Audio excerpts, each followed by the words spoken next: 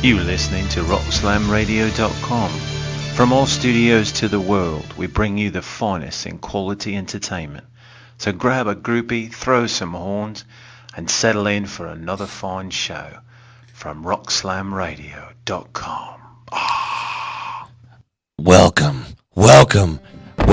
Yes, it is now time for the Second Degree Burn Show. Get ready to rock, feel the burn, and everything in between. Get ready to be touched by JT Byrne, otherwise known on the show as Second Degree Burn. Today, for our rocking fellows out there in the internet radio sound, we have with us today the fine, the legendary Buddy Zappa. Thank you very much. I appreciate the legendary comment, but I'm only as big as... Why do we have music? Do you hear music? I hear lovely music, actually.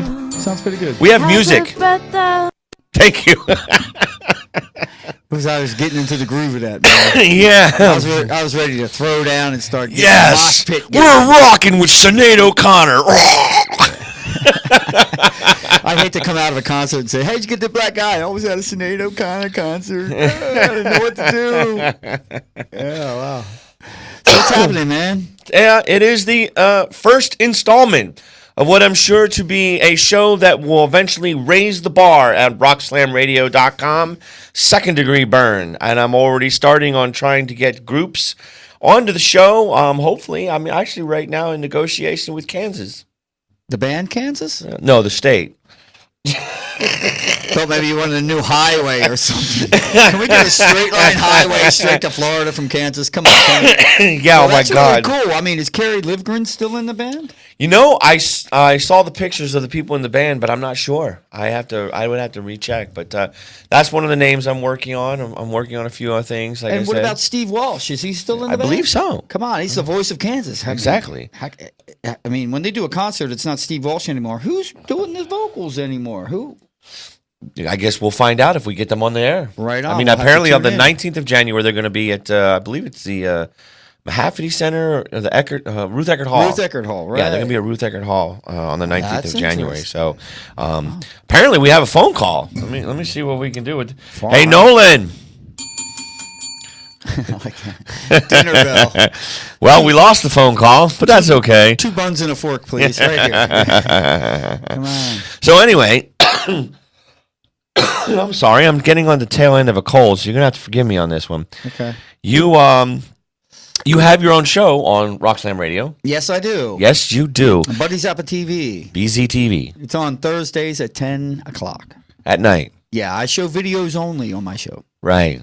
Music videos. Don't you just love that when you tell people at 10 o'clock, you know, you're a musician and everything, you say it's, you know, for me, I mean, you know, I love the music business and everything like that, and I do stuff at night as well, and you say, oh, yeah, you know, it's going to be at 8 o'clock. The show's going to be at 8 o'clock. And they're like, in the morning? Yeah, because we rockers just love getting up at 8 o'clock in the freaking morning to do a show. Yeah. I mean, duh.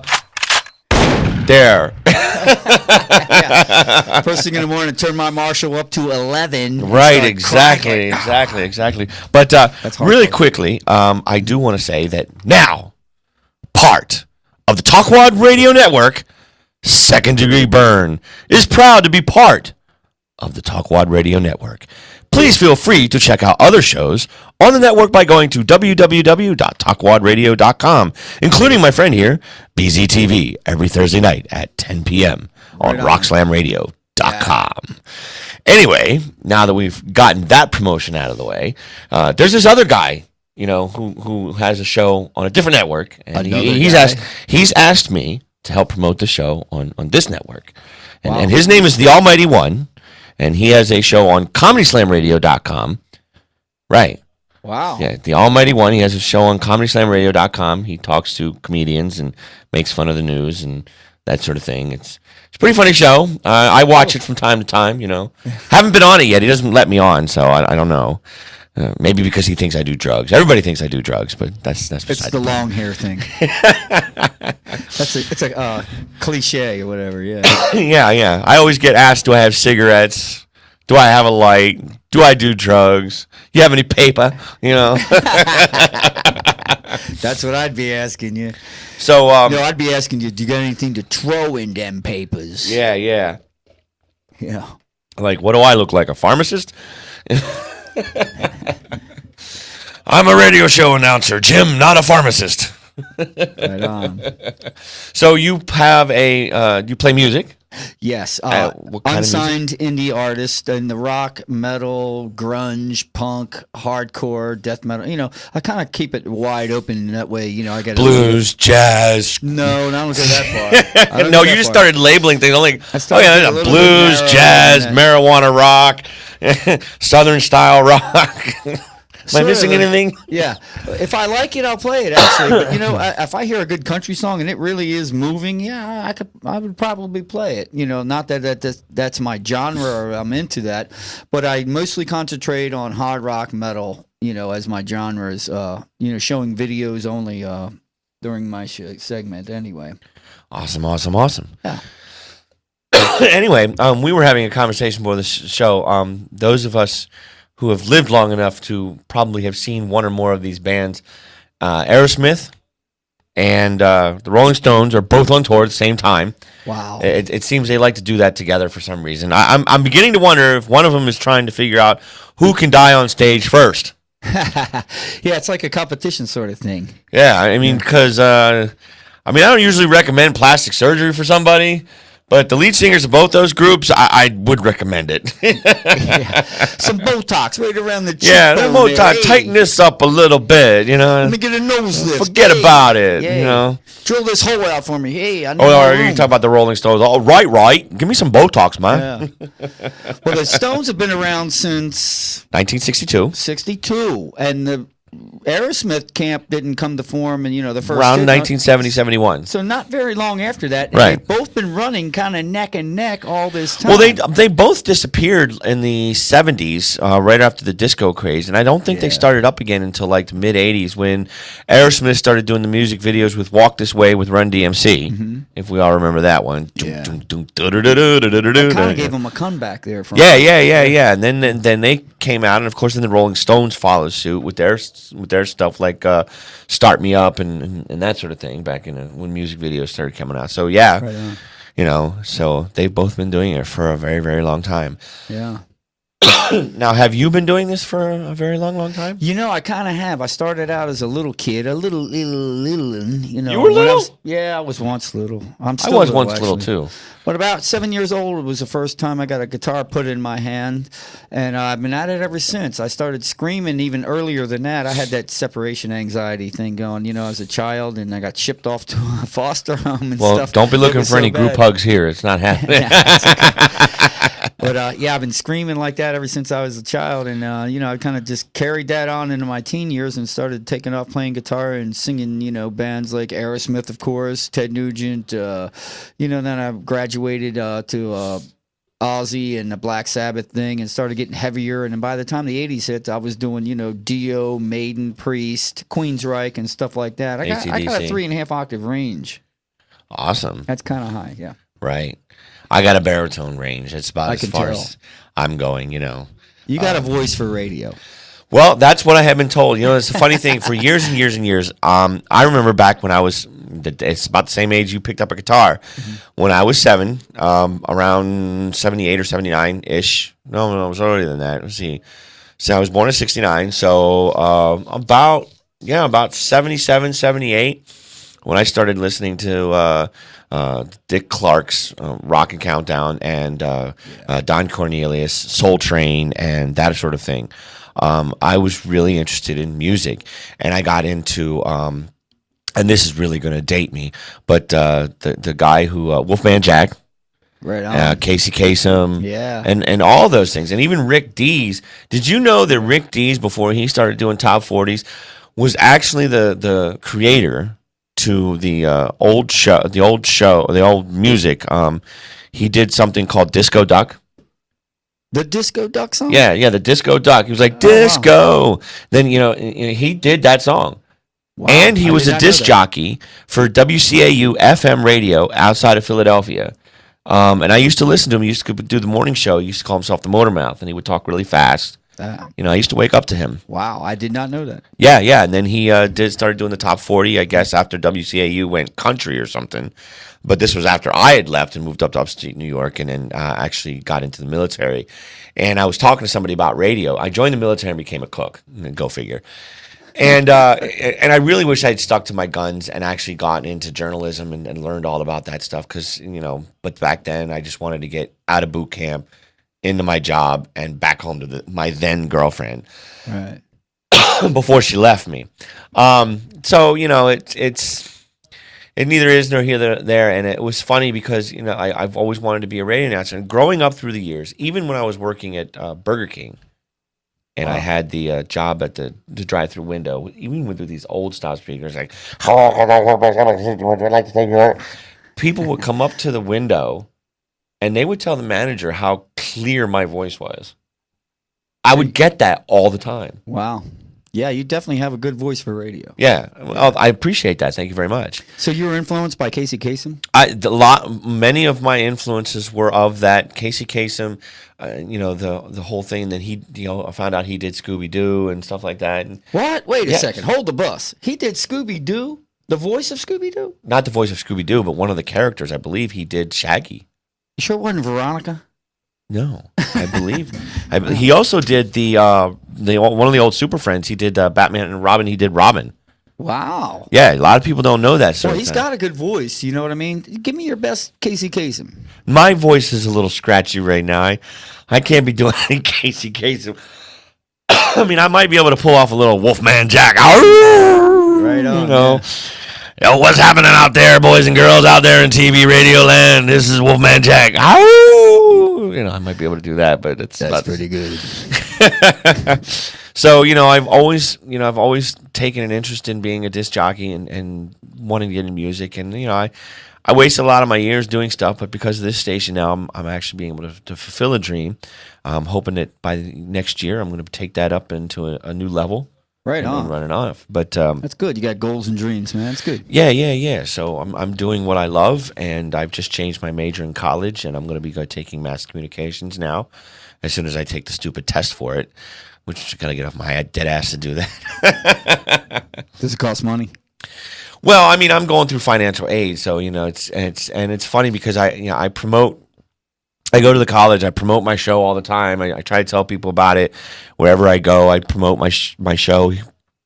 I promote the Almighty One show too, and and I promote this show. So it's kind of fun. Right on, man. That's good. What besides that? I mean, you still working in the kitchen? No. This is my job. I have no other job. I'm just because this way I don't give up on this. Right on, man. I'm trying to get sponsors and advertisers, and I'm looking for that stuff, and I'm going to be extending myself, and I'm making connections here and there. So when it comes down to all the stations, they're going to have to, I like to be in the top 5 of everything. If I can't be number 1, top 5 is fine with me. You're on Rock Slam Radio, baby. You're Rock Slam Radio.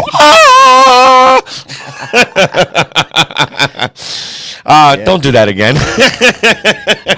Right? Yeah. So, let me see. What else? So, what major gigs have you ever played? Have you ever been able to open for anybody? Yeah, I've opened for a lot of major national acts. My first one ever was in 1994. I opened for Blue Oyster Cult. That really? Yes. Wow. Martinsburg, West Virginia. At a place called Slammers Honey Bears out there in the hill country. But it was pretty cool. And I got to meet Buck Dharma and Eric Bloom, the guitar players from that band. And then the show right after that, about a month later, opened for Motorhead. And boy, what a trip that was. I bet. Yeah, we rolled in there. We were like loading in and stuff. And the guitar player was playing through Gallien-Kruger, which is commonly known as bass amps. And I asked him, I said, "You're playing through the bass amps?" He goes, "Yeah, bloody mate. These things work great for rhythm guitar and lead guitar both." He says, "Come on backstage. I'll show you what I use as a practice amp."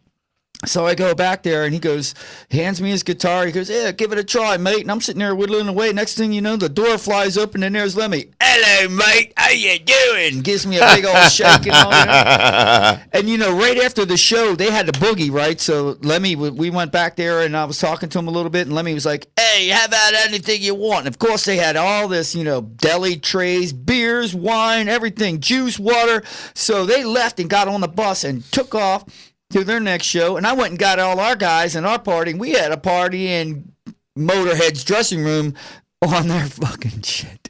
They had everything laid out. He just goes, "Hey, how about it?" They eat bologna and all that stuff on the road all the time. It was nothing to them to leave that crap, that they provide for the bands, during the road or ride, as it were. I've bought shows and stuff like that before, but I think my biggest show that I've ever opened up for was Twisted Sister. Wow, I would love to get Dee Snider on this show. Yeah? I would love, that's one thing I would love to do is, no. There's no luck about it. I'm going to get people on this show. Yeah, well, Dee's a little bit hard. He's a little rigid there. Hey, I can tell you that. Right there now. was this guy who did a rockumentary about all the heavy metal bands and everything. If he can get Dee Snider to do a show, I'm sure I could get him to come on or at least call in to do a show. You might have to offer him a few ham sandwiches or something. I don't care. I'm an ex-Navy cook. I'll cook him a ham sandwich. That was code for big bucks. I mean, come on. No, I'll cook him a ham sandwich. He ain't getting none of my money. The show that I did was a Christmas tour back in 2006. It was the Twisted Christmas tour, right? Mm. They were doing fly-in dates all around the country. So I bought one of these fly-in dates. I mean, I had to provide 11 marshals on stage, about 3 or 4 ampegs, about 14 rooms, which Dee consequently didn't even use. So that was a waste of money. So I walk in their dressing room with this guitar that was made by First Class, the Walmart brand, but you could plug it. They saddled up with Volkswagen, right? And it was that guitar that they advertised with Slash in the Volkswagen, where you plug it right into the dash and you could play it through the radio of the car. So I got one of those donated by Volkswagen dealership, Prestige Volkswagen, over in Melbourne, Florida, where I did my show. And went walking in there, to get everybody to sign it. And Dee's like, "Oh, you want me to sign a guitar? Oh, man, what is this?" And I'm like, "Come on, Dee, it's for the kids." I was raising money, trying to raise money, I should say, for kids with autism. And consequently, we raised about $25,000. And, Dee took all that money. He didn't give us a penny back or nothing for the kids. So, I'm a little bit, on the fence with Dee and stuff like that. Even though I've opened for him and stuff like that, I just thought it was a little bit, Wow. Tough. Wow. Tough cookie there. Real tough cookie. Yeah, I know. Some people forget where they come from sometimes, and it's difficult. But I can tell you that I think I've had one run-in with a musician, and I used to, right after I got out of the military, I was stationed in No Fuck Vagina. And after I got out, I became one of the head cooks. I guess you could call it the cook in the kitchen of this rock and roll heavy metal bar.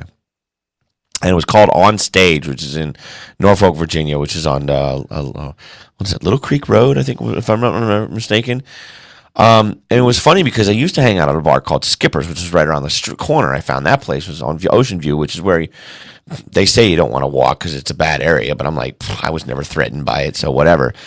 And we had, I guess Tesla had come into town, and we had our house band, Sea of Souls. Good band, by the way. Mm-hmm. I thoroughly enjoyed their music. And excuse me. So what ended up happening was, I guess a couple members of Tesla came in. Now it was the blonde guy, and there was another one of the other guys, and they came in. Frank Hannon, the guitar player. Blonde, yeah, one of the blonde. Well, I think they're all guitar players, and except one of the drummers. But they sung the song "Signs," because that's what one of the band, they used to sing "Signs." Right. So they get off on stage, and everything. We're closing up. We're getting people out of there. Blah blah blah blah. They're in the little band room, toking it up, doing this, doing that. And the next thing I get told was from my managers is, "We need to get them out of here." So I acted as the bouncer too, And I weighed a lot less than I do now. So you're talking about, 190 pounds of all me just trying to go throw some people out. But so I knocked on the door and said, "Yo, it's time for you to go." And what ended up happening was, "Who do you think you are?" And blah, blah, blah, blah. And one of the band members, who's also friends with the club owner, he come up in my face. I'm like, "I don't care. He told me to get out of there." So he handled him. Then one of the guys, I can't remember which one, of Tesla came up into my face. "Do you know who we are? Do you know who I am? I'm famous. I'm somebody." And blah, blah, blah, blah. And I just like, I don't care if you're Jesus goddamn Christ. My manager told me to get you the fuck out of here. Yeah. So with that, he says, "Well, how the hell are you going to do that?" So I spun him around, grabbed him by the back of his shirt and his belt buckle, and I threw him out the fucking back door. And that was my stint with famous musicians. Wow. And it was a mess, I'll tell you that. I just like, So. Oh, that was a good one. Yes, I like that. I got many sound effects, right, and one of my favorite ones, of course, is that one. So, which I'm hoping next year I'll be. Yeah, but do you have the boner sound? No, actually, I don't. Let me see. Well, he spent all that money on no boner sound. No boner sound. Well, I've got something similar to that. I'm sure. Oh, that's it. Yeah, that's pretty much it. Of course, with my sex life, it's more like. So let me tell you my worst rock star story. I opened for Yngwie and George Lynch, all on the same bill, right? So we go rolling in there with our equipment, about 3-4 o'clock in the afternoon, like you normally do. And first thing, the manager walks up to us. He sees us rolling in with equipment, so he figures we're the opening band, right? And the first thing he does, he walks right up to us and he goes, "Whatever you bloody do, don't ask Yngwie for an autograph. Don't ask him for a bloody picture. Don't even bloody talk to bloody Yngwie." Like, those English blokes, I swear to God. But I'm thinking, man, that must have been one hell of a bus ride over, right? So he's up there. He took 3 hours freaking sound check. He's yelling at his band, "It's in bloody C! It's in bloody C!" We're kind of laughing at him. My guitar player had to work a day job, so he got there kind of late. He's a big Yngwie fan, right? I mean, he knows all the tablature. He's got all the books, every record that Yngwie ever put out, and he comes walking in with this stack. Well, he didn't hear the memo earlier, right? And before we could cut him off at the pass, he's raided Yngwie with this stack of books and records, right? Going, "Hey, Yngwie, man, I'm your biggest fan, man. I know all your stuff. I know your tablatures. I figured it all out, man." And Yngwie goes, "Later, maybe later," like that. He goes, "Okay, man, cool, man. Yeah, we're opening up for you tonight." He's like, "Yeah, whatever, leave," like that. Being really rude to him, right? So we pull him aside later and tell him, "Yeah, look, the guy told us, don't even look at Yngwie. Don't even ask him nothing." He's like, "No, man, it's cool, man. I'm his fan and all that, So we do the show, and it was all cool and all like that. And at the end of the show, after everything was already out there, Yngwie's standing right in the inside of the edge of the bus, the first step there with the door open, and he's signing autographs. And my boy Pickle, the guitar player for my band, comes walking up, and he has that stack again, right? Yngwie takes one look at him and closes the bus door, walks up the steps and closes the curtain. And my boy Pickle's standing there, and he goes, "Oh, no, you didn't." Just drops them. They spill under the bus and everything. He starts knocking. "Come on, Yngwie, I'm your biggest fan. Come on, man. I just want one signature, one autograph. Come on, Yngwie." This leads into about 20 minutes. Eventually, he's going, "Come on, Yngwie, right?" He's pounding on the bus door. Next thing you know, there's this alleyway that goes back to the club, and both George Lynch's bus and Yngwie's bus is backed all the way up in there. So there's only one way out of this alley to get into the club, right? He pulls his pickup truck with a cap on the back, fenders are flapping and all that, pulls it right up and blocks both buses up into the alley, climbs up on the top of his cab, and starts pounding on the windshield like Fred Flintstone. Yngwie, you motherfucker! I'm your biggest fan. I mean, he's pounding away on this fucking windshield. Every once in a while, you see the curtain open up just a hair, you know, and somebody's peeking out. Is he still there? He's not going away, right? And it goes into about a half an hour, 35 minutes. He's like, motherfucker, bang, bang, bang on the windshield of this tour bus. Next thing you know, out comes George Lynch, his road crew, his whole band and everything comes walking up to the truck and goes, hey, George himself goes, hey, man, what's the deal, man? Why are you blocking us in? Why won't you let us leave? Pickle looks down at him and goes, hey, man, you know, I've been an Yngwie fan my whole life. I know all his songs, all his tablatures. I got all his records. I just wanted him to sign one thing for me, George, and he won't even do that. He's such a fucking asshole. George looks up at him and goes, want me to sign it? And Pickle melted off of that truck. I mean, blah, blam, blah, blam. He was down. He ran over there, scurried, grabbed all his albums and his books and all, ran over there. And George Lynch signed all his Yngwie albums and books. George Lynch. Is that wild or what? That is wild. That is wild. I mean, I can, in my life, I've met three or four famous people. I went to a Star Trek convention, and I went George Takei. Ooh, right on. And my 3-month-old son, my firstborn son, 3 months old, I took him, and he's part Philippine. And everybody was telling me to enter him in the lookalike contest. And I was like, whatever, come on, man. He's Scottish, Irish, English, Welsh, and Philippine. He ain't even got a bit of Russian in him. You know, so they're like, okay. So I entered him. He wins first prize. I got pictures of Walter Kenning holding my son and blah, blah, blah, blah. And it was hilarious. I thought it was funny. That is cool. And I got him to get an autograph pictures to my lookalike, you know, James on it and everything like that. And then I met the guy who used to do the OxyClean commercials. I was a cab driver, and I got him in my cab. I took him to his thing up in up there in wherever it was in Tampa. Billy something? Billy Cyrus, I think it was. And I met him. He was in my cab, you know, and I'm glad he didn't start there. Now, fellas, come and join us with OxyClean. It kills this. It cleans that. I am Willie Mays or whatever his name is. Yeah. Billy Mays, you know. Yeah. And so, you know, because, you know, so I took him to his house. I was like, God dang, that is awesome. And I met the Big Show. Oh, the wrestler? The wrestler. Ooh, now, he's really big, isn't he? I used to work in a shuttle company that would take people from the airport to their house or their hotels or whatever. And I was walking through the airport to go either use the restroom or whatever it was I was going to do, or I was walking back to the stand or something. And what ended up happening was I saw the Big Show, and I looked, and I was like, damn, that's the Big Show. So I was like, hey, how's it going? You know, and went to go shake his hand, and man, this guy shook my hand. I swear I had no hand. It was like crunk, crunk, crunk, crunk. I was like, oh my God, he couldn't even see my hand after he was, you know, after he grabbed it. I was like, oh my, shaking a ham hock. Oh my God, this hand was huge. Yeah. This hand was like, it was like this iPad right here. He came, he's like, shook my hand like, I'm going to eat you alive, you know. Yeah. Big old At that point, I was like, no! Wow. So, you know, that's my, as far as I can remember, my stint with famous people. On that note, wow, cool. But I think out of all the musicians I've gone to see, Aerosmith I've been seen 5 times.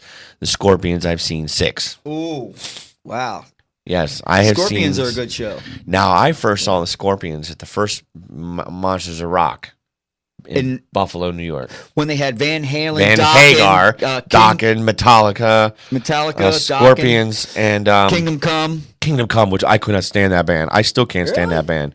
No, I don't know. There was something about them that I just did not like. And or whatever. But just real quickly, anybody who would like to call in to discuss anything about rock and roll, 727-597-4022. And we will get you on the radio, where we will get you broadcasted to all 55 states and No, 50 states. All 50 states, 55 countries located in the world. That's pretty impressive. Yes. Can we call Istanbul?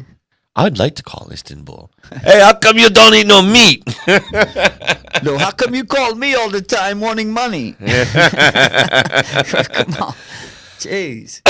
So, Stop it already. And with the emails and all that. Jeez. well, how would you like to get your guitar and sing us a song? Oh, sure. I'd love to. Hold on. I get it. Okay. So what was it there? That's hot. There you go. That's hot.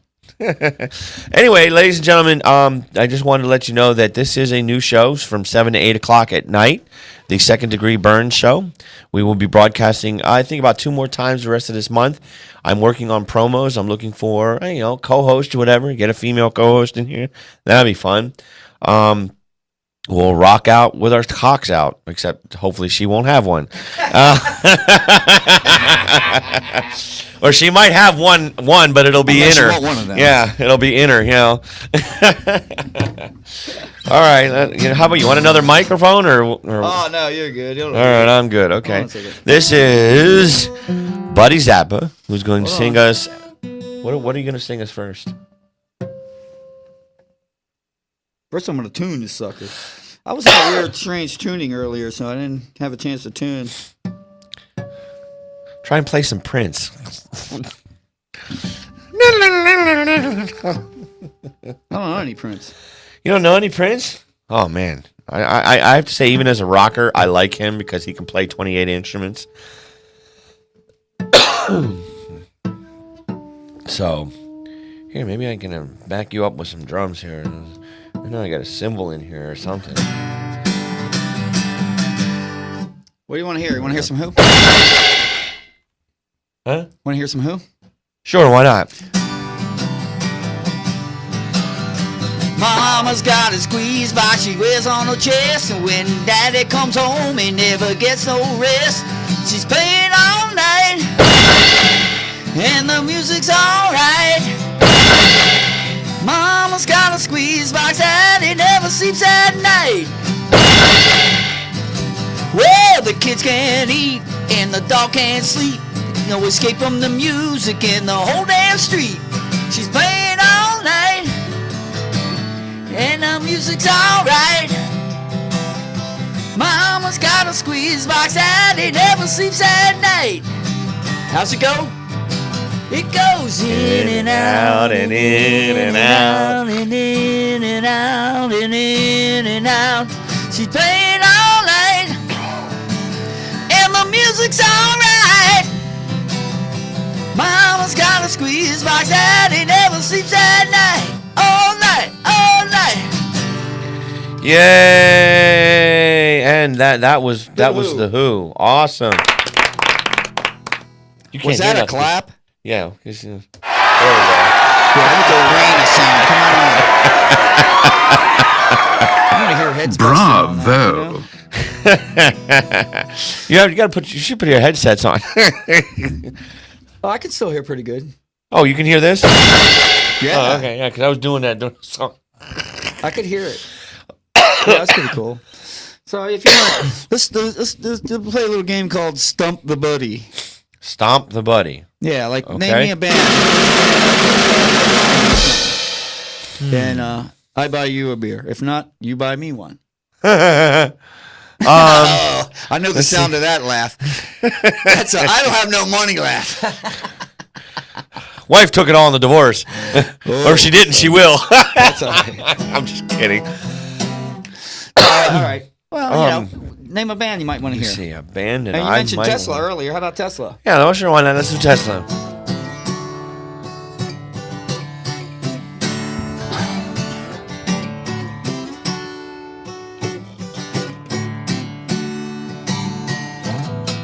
So you think that it's over? Now that love has finally reached the end. Anytime you call, not a day, be right there for you when you need a friend. Yeah. Gonna take a little time. Time to show them in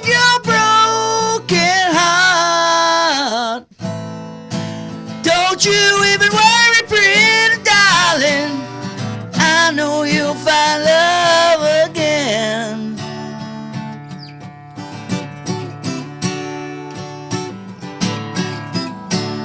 Oh yeah, love is all around you.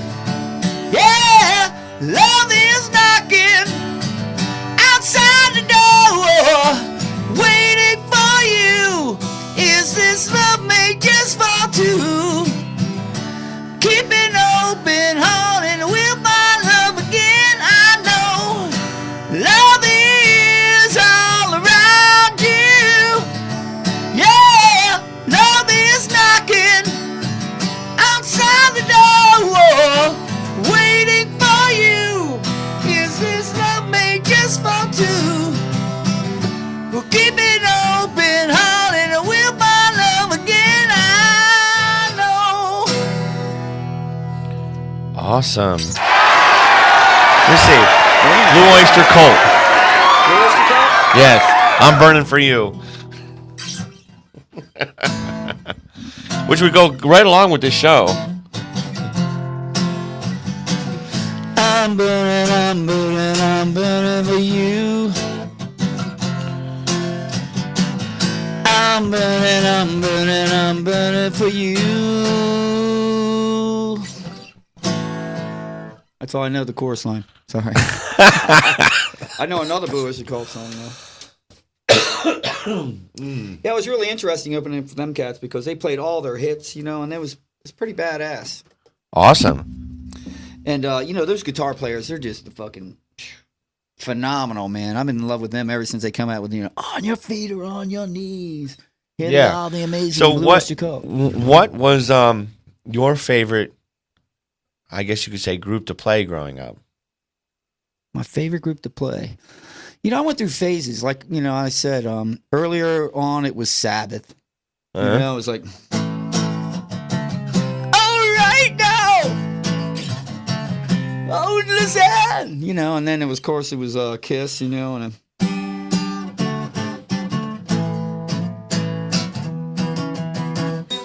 all that stuff. Oh, I'd love to hear that song. I like that song. What, Rock and Roll All Night?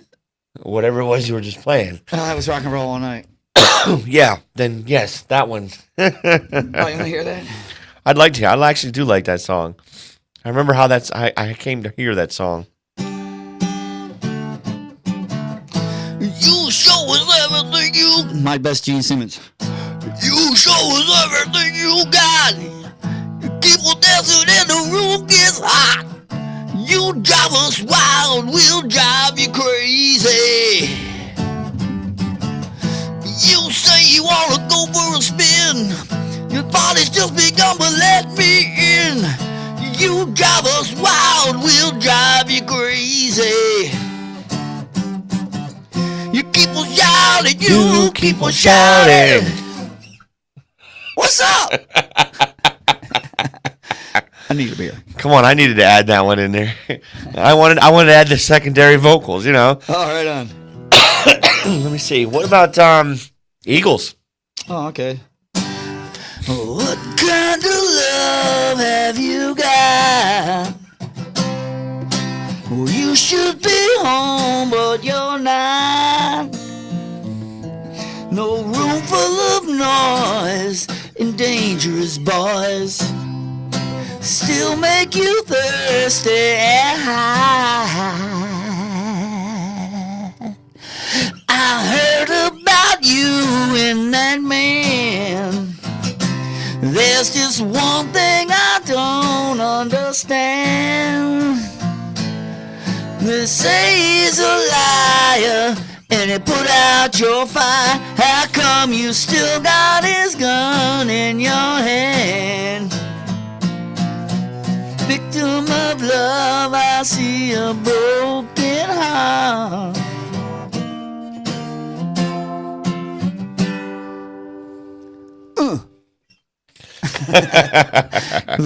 Yeah, we got this website that you can go to on Facebook. It's called TalkWad, and usually Nolan is very good about putting the shows up there that are going to be on in a few minutes. But he always seems to forget about little old me. But he's a good guy. I love him. Hey, you gotta throw him a little candy. Throw him a little candy. As long as it doesn't made with milk. Right on. But yeah, he designs the websites and well, I guess he Hey, he's either designs badass. or he has help designs websites, and yeah, now mine is going to be added to Rock Slam Radio with Second Degree Burn. My symbol now. I found some. Yeah, what is your symbol? Well, I actually found something, and it was. Let me see if I still have it up here, and it was oh, here it is. That's yeah. gonna be it, man. That's pretty cool. That's gonna be. I'm gonna do something with that, and I'm gonna put like Second Degree Burn in there somewhere. Maybe Yeah, in that's pretty some cool. I like maybe that. in well, I don't know what color do you think would go with that? Orange? No, orange wouldn't work. You're gonna have to put it black in there, Or so it paint really it stands black. out. With the with some sort of maybe a white edge around it, so it White really would stands out. work. Yeah. White could actually work. Well, if I put it up here, then it doesn't matter what color Yeah. it is. But if I I'll try tell to you, run it white through would here, work, it's I'm gonna have to mix out the colors somehow. But Yeah. but I'm looking at that. Maybe we can show our. Can we show our listeners what the little symbols for the show is going to be? Oh, That wow, would be you tag awesome. into it? Wow, very cool. Yeah, that would be awesome. Get that in there. It's going to be there. There we go. Now, what's your format going to be? I mean, what's your main? Well, like I said, I'm gonna interview bands. I'm gonna talk about music. I'm doing basically do some things. What I'm working on right now, one of the things I'm allowed to say is I am working on is trying to get the copyright licensing so I can play regular music. The only one show that'll be able to do that will be able to do that will be mine. Hold the bus. What's regular music? What is that? No, what I'm saying regular like copyrighted music, because we can't play mainstream music. Metallica. Yeah, Led like Zeppelin, whatever. Whoever's been, I guess you could say, established music. Oh, you need to have an ASCAP for that. No, actually, my attorney told me that I need to get what's called a copyright licensing or something like that. Right. What you pay into ASCAP or whatever you have to find out. Each artist is under some sort of publishing. Publishing is the license for them. You have to pay into that. Just like if a guy had a bar and he had a jukebox at a bar, he has to pay ASCAP to play songs on that jukebox. It's a taxation. That's Well, how I they didn't get know paid. that. Yeah, that's how they get paid. Huh. Because you figure you go out and buy the record. They You get put it in royalties. there. ASCAP pays them royalties from that. Yeah, all the money, most of the money goes to the record company because they put the music out. What the musicians Yeah, but if and I artists- go to a record store Mhm. and buy a record, Right. and I put it in the jukebox, then I've already paid my fees to the record company. So I can play that whenever I want. It don't work like that. There's no difference than if I'm at a party and I play music in there. You can't control that. Anything in the public domain, like restaurants, bars, the mall. If the But what mall about wants to- musicians who go up on stage and play cover tunes? even a mall has to pay ASCAP for the songs that they blast out over the mall radio. Here, I got something for both of you guys. Right on. The song "Happy Birthday" was copywritten Right on. in the early 1900s, actually the late 1800s, and they make I think it's $15,000 a month off when they play them at Olive Garden, all these things. So what Olive Garden and Macaroni Grill did is they created their own birthday song because "Happy Birthday to You" is copywritten, Right. And you're not even allowed to use that. If you were to play it on here, you had to pay ASCAP for that, just to give you a little piece of information. Right on. And it's a Wow. even though there's a lot of debate in that because it was actually taken from "Good Morning to You," "Good Morning." They took that beat and they Right. just put different lyrics, and then these two women claim that they wrote it first. So now they're billionaires beyond millionaires. But the thing is, the patent only lasts 75 years after Thanks the, to Sonny Bono. after the life of after the death of the last person who owns a copyright. So in 2030 or 2050, it's going to be out completely because the lady's already dead. So in 2030 or whatever it is, there's nobody's going to have to pay that ASCAP BMI license for "Happy Birthday" anymore. Well, what about people that, like, for instance, that buy the copyrights to those? Like, for instance, you can buy copyrights to No, music. I just now. don't know. I don't have that much money. I don't know about Buddy. I think Buddy does. but I don't. You have to understand the difference between copyright and publishing. There's a difference. Michael Jackson bought the copyrights to the Beatles song, though. I think he bought the publishing for that. There's a difference. Copyright is just that you own the work. Publishing, you have the license to sell it. Did you know that John Fogerty actually was sued by his record company? Yes, he was. I was flabbergasted when I found this. That should be in the Book of World Records. Mm-hmm. The only guy to be sued for plagiarizing himself. Well, I'll give you one better than that. That whole that whole thing when he redid that in a later song in the 80s, with the old man down the road, his record company tried to sue him for plagiarizing himself. Like, wait a minute, he created that. I hear you. This is the whole. We should have a song based on the whole theory of the record industry destroying themselves. Yeah. Because that's what this is going on. It's a legality loophole that they try to come through. I'll give you another one. Remember the Verve back in the 80s? They had that symphony song. Oh, I love that song. Every bit of the money that came, and that guy went. It was like multi-platinum or whatever. Every bit of the money went to the Rolling Stones because he took a snippet of their music, the orchestrated string part or whatever, and took that from the Rolling Stones and put that in his song, and all the money went to them. Wow, that's why I never heard anything more. He never got a dime out of it. Yeah, it kind of ruined him. Dang. I just saw that the other day on VH1. That's just like, what's his face? Ice Baby did that whole thing with Queen. Oh, Vanilla Ice. Vanilla Ice. Yeah. The whole Ice that was Baby. Huge. Yeah. That was huge. He was huge, actually. So yeah, there for a minute. I remember that too. That was actually quite. It only takes one hit song, really. It really only takes one hit song. It sure does, and it makes it only takes one hit to get a hit too. Mm-hmm. And to get hit, exactly. Yeah. I'll hit to that. It's like I said, the music business is a fickle business, and I'm glad that I'm not on the mainstream of it because I'd have to punch somebody in the nose. Yeah, I'm sure. I'm surprised people aren't killed over stuff like that. Yeah, they probably are, and we don't know about it. They probably are, but you don't ever hear about it. Well, remember Phil Spector? Jeez. No. You remember Phil Spector, the producer? The name sounds familiar. He killed his wife and got put away for like life. And he was like, he produced like Donna Summers and some of the biggest stars ever. Wow. Yeah. Just Google Phil Spector. You can read all about it. Yeah. Read all about it.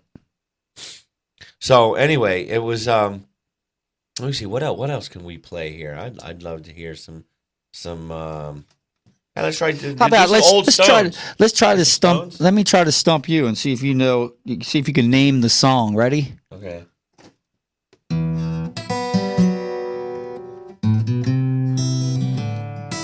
You're kidding me, right? You're gonna try to stump me with Dokken? Are you freaking kidding me? Testing. Are you freaking Don? Oh, I have another star movie or star thing. Yeah. This was hilarious. Dokken came into town. I don't know, about 2-3 years ago, and they were signing autographs at the Hard Rock Cafe. Oh, right on. Now, I have that no longer fits me, and don't ask me how I've managed to keep this through. Let me see. Let's see. I bought this back in '88 when I got my first credit card with JCPenney. Okay. Oh, my father was furious about that too. I told him, here's what happened. I had a job. It was before school, whatever. I was working at the Burger King in the mall, and I decided I needed to get some new clothes for work or for school. So I went into JCPenney because they sold Levi's jeans for usually the lowest price. They were on sale as well. So I went in there and bought them, and they said, well, would you like to save an extra 10%? Fill out a credit card application. Thinking, I'm not going to get accepted, so whatever. Sure, I'll save some money. That's a smart thing to do, right? Right. I went home and said, yeah, Dad, I filed for a credit card company through JCPenney to, get some whatever. And he hit the roof. Oh, my God. My dad was like, ugh, sometimes he could annoy the living piss out of me. But he hit the roof, and I'm like, Dad, okay, I know I'm 18 and still in high school or whatever, but I went in there to buy a couple of blue jeans. They said, you'll save 10% if you buy if you fill out a credit card. With that 10%, I was able to buy a third pair of blue jeans. So technically, I did the right thing and saved, and I'm probably not going to get accepted anyway, right? You came out ahead, yeah. And then 2 weeks later, when the credit card came, he took it from me. And it was only like what, $200-$300 that I was approved for. So it really wasn't that much, So he finally gave it back to me, and he says, "You go buy a jacket," because I was going to go visit my mom in Arizona, or Las Vegas rather, and it was still winter, so it's chilly. So I bought a jean jacket, right? Right on. Now, when I went into the Navy, I started buying patches to sew on the jean jacket. One of my first 2 patches was a white snake patch that went on the pocket flap, and then right above it, I put a Dokken patch on it, and I ended up sewing it on crooked. I was mad too. But then I saw one of their albums, and the word Dokken was written right across crookedly. So I'm like, oh, that works out perfectly, right? Yeah. On the back, I had a Metallica patch, and I had a Scorpions back patch, but that fell off. I actually had a Metallica that went down this way, down the sleeve. That fell off. But that Dokken patch is still there, right? Wow. So that's lasted me through, I don't know, countless girlfriends, or so forth and so on. And the jean jacket, it's ripped here. That thing don't fit me no more. That thing, at the time I went to go see Dokken, it was 21 years old, right? Wow. So that jacket was legal enough to drink. Wow. So I walked up in front of Don Dokken. I showed him the patch. He goes, as he's signing the jacket, he goes, "Where did you get that patch?" Wow. And I go, "Wow, man, I got that patch years ago." He's like, "Man, this jacket's probably seen a lot of asses too." And I'm like, "Yeah, kind of, but I don't want to say that in front of my then girlfriend, you know, or then fiance or whatever she was at that time." Yeah. And it was hilarious. And so when he was signing, he says, "Man, I would love to get a patch like that." And after he signed it, I said, "Well, I'll sell you the jacket for $10,000. You could have the patch." He laughed, and he took some pictures with us and everything. That was cool. He signed some stuff. But the handler was like, "No, you can't go behind him." I'm like, "What are we?" The Don Dokken, relax, you know. Yeah, you know. Chill out. So I ended up getting some pictures with him, and it was a good time. And I've got that jacket hanging in the back of my college closet, and it's not going nowhere. Right on, man. Nowhere soon. That's a good story. And I really would love to frame that thing. It's just, I know it's going to be expensive to do so. Now, where did you see Don Dokken doing this? No, 1-800 Ask Gary Amphitheater. Oh, right on. Wow. It was I think he was here with Slaughter, Sebastian Bach of Slaughter. But he wasn't going by Slaughter, and I can't remember the other band that was ahead of them, or maybe they were the second act. And I don't think George Lynch was with them, was he? No, none of the original members were with them. Not even Jeff Pilson. Nope. Or Nope. Mick Brown usually kind of stuck with them, the drummer. No, as far as I know, Wow. none of the new members of the original members except Don Dokken. Wow. But that was the sad thing too, because I really grew up with a lot of that music. And, Me too, man. And it was so. Yeah, man. Yeah, trying to stump me with Dokken.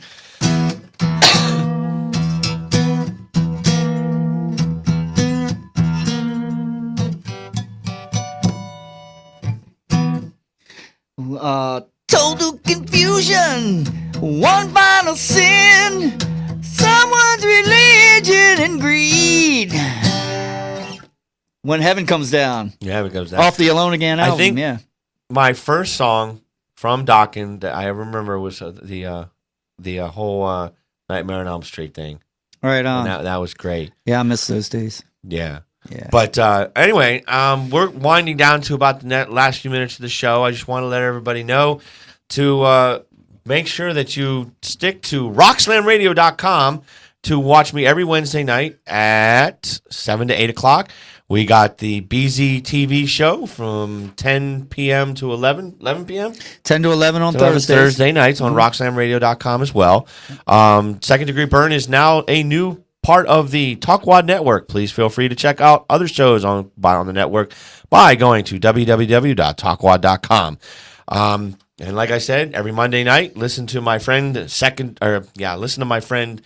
Almighty One, taking blasphemy to another level. You know, he does a comedy show on ComedySlamRadio.com. That's a fun time as well. He's working hard. He told me he's trying to get Ron White on here. Whoa. Yeah. That's a tall order. That and Jeff Dunham. Wow. That's what he's working on. So good luck with that. Yeah. Well, I like his show. He's kind of funny. A little weird, but kind of funny. All right, ladies and gentlemen, we're going to wrap the show up. I want to thank Buddy Zappa for coming in at the last minute. My pleasure. Unfortunately, the group we were supposed to have tonight, Us and Them, which was a Pink Floyd tribute band, There was some emergency that came up, and I really wish them the best. And Yeah. we will try to get them on here next week if possible, and that'll work out. But, ladies and gentlemen, we're going to end this show. This is JT Burn, Second Degree Burn show. Feel the burn. The only burn Valtrex can't cure. All right, ladies and gentlemen, tune to next Wednesday between 7 and 8 on RoxanRadio.com. Peace. What was that? I'll tell you what that was. That was another fine show from RockSlamRadio.com. Yeah.